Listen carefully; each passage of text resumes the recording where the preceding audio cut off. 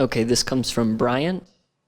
Shunya, when you speak of time accelerating, is it our perception of time that is accelerating?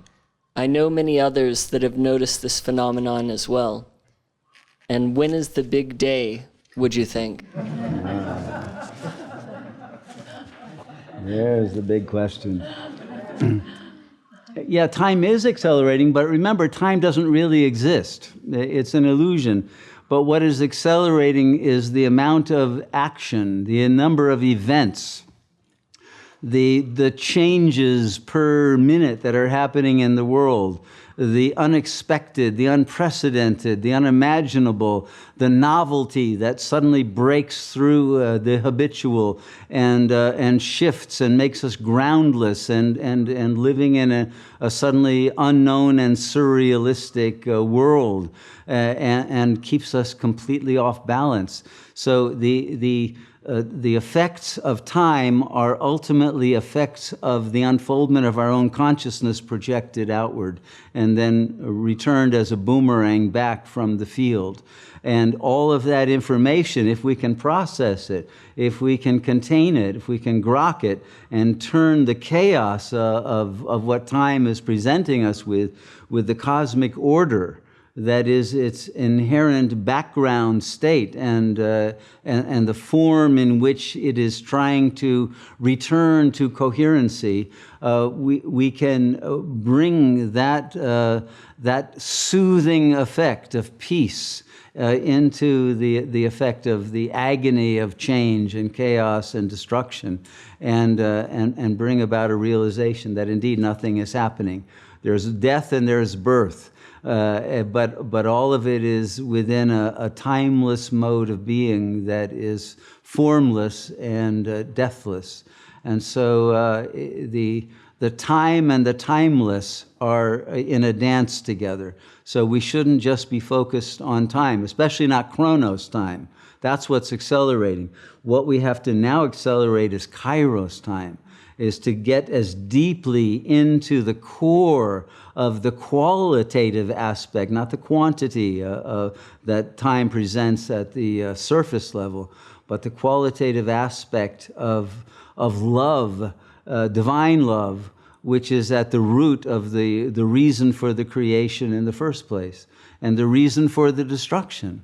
All are determined by the intention of divine love. And once we are in accord with the perfection of that, then we are free from time. It has no effect on us. Okay?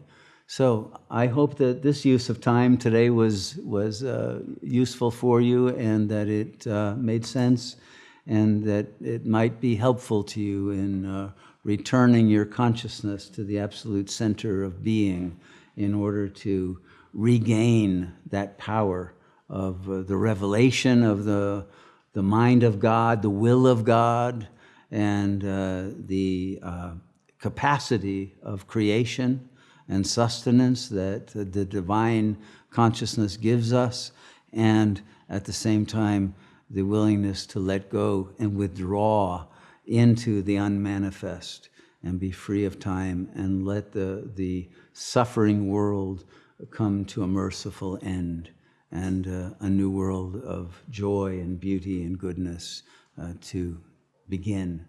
And so that we are in that moment of the arche, and we must become archons, the rulers rather than the subjects of this moment that can command that manifestation, which can only happen from the unmanifest core of being. And that is our destiny, our origin and destiny, and our birthright and our nature. So we will either return having been passively brought back there through the death of the body and the world, or we will go there voluntarily and with full consciousness to be able to use that potentiality to actualize a new cycle of creation. May we all experience and imperience the latent potentials of our consciousness and and be able to express the wealth of that potentiality in a very prudent expenditure of life energy that maximizes the opportunities for the dissemination of truth and of beauty and of love and of healing for every node of consciousness in the cosmos. Namaste.